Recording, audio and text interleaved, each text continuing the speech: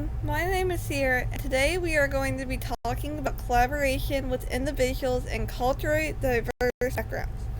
There are some important things to consider. Always listen to parents and be open-minded to the valuable information parents can provide. Treat each parent or professional as an individual, not as a specific culture. Value others' culture and seek to understand someone else's perspective. They may be from a collectivist culture, so they may not want their student to be seen as an individual, but be more of a collective classroom, such as in China. Learn about the challenges those with culturally diverse backgrounds face, such as discrimination, language barriers, or any other barriers they may face. Avoid biases. Avoid tendencies to mistrust, develop suspicion, or resist differences. Do not make negative assumptions that parents are passive, uninformed, and or even overwhelmed with life circumstances. They may have immigrated to a new country. They may be struggling with discrimination due to racism or sexism or anything else that may be a cultural hindrance based on family's personal things. Be understanding that a parent's negative response is often a result of miscommunication, misunderstanding, and mistrust of American culture. Imagine if you were going to a new country, say Mexico. You may not be able to understand the language. You may not understand the cultural norms, like taking a more hands-off approach. And you may be mistrust wanting to be a stricter parent. So they probably feel the same way about American culture. Always assume the parent has their child's best interests in mind, though their viewpoint may be in sharp contrast to American ideas. They may be taking their beliefs from their country that may work well for them, so why not consider their ideas? Know that a lack of transportation, interpreters, childcare support, or understanding of school procedures are common barriers to effective communication.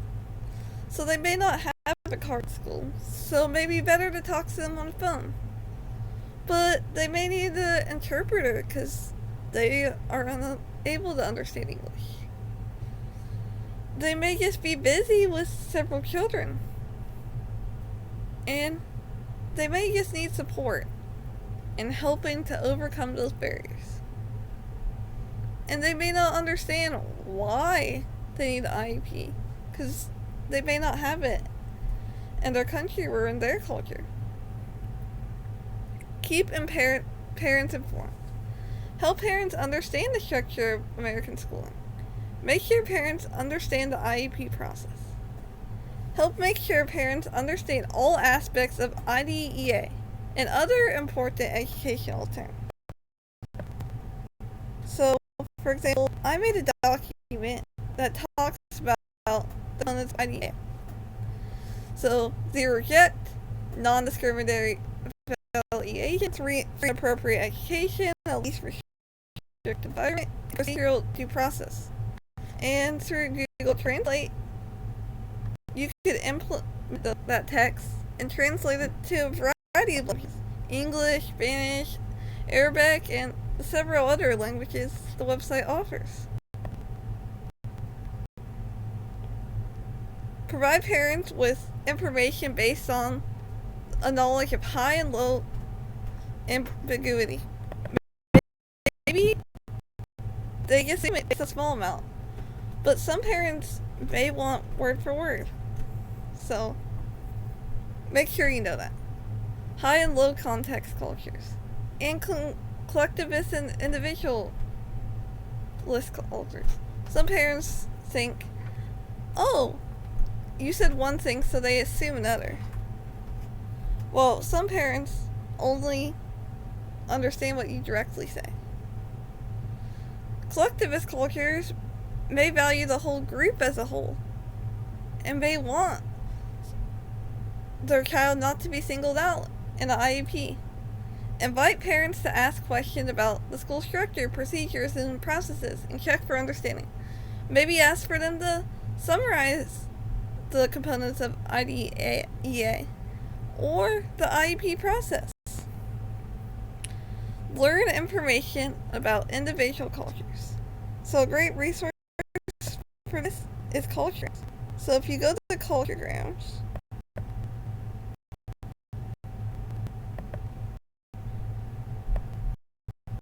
you can learn about music. So this is an example of Nepal. So in Nepal, you can learn about the various gestures. For example, it's touching another person head or shoulders.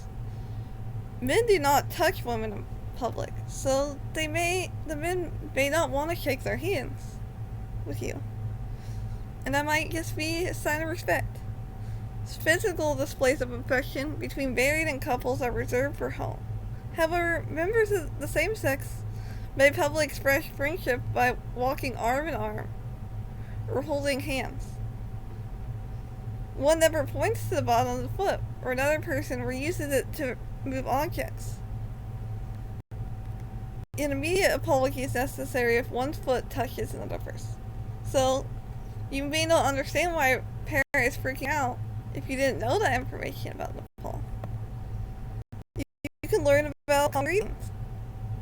They may vary, but it's important to understand. Or you can learn about their education. The structure, access. You may realize that some students may not have access to public education. And you may realize who values higher education and who doesn't, based on the individual countries.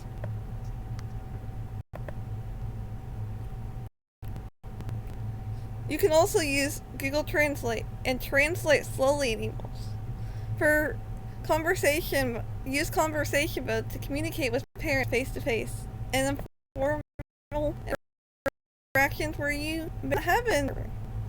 Use Blackboard text alerts or class tag to send out information to parents. So Blackboard text alerts is basically like Remind, but instead of Remind, you can translate it to other languages and into English, so parents who may speak another language can understand it.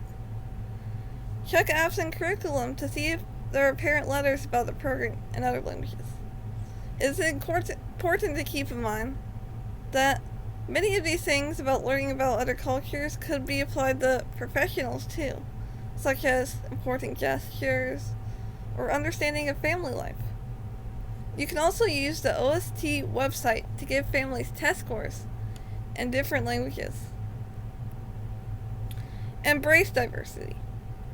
Have cultural celebrations that honor diversity. Culture Week, International Night, or other cultural celebrations. Be mindful that visuals are representative of all cultures in class letters. So parents may not understand English, but by seeing the visuals, they can understand what's going on in the classroom.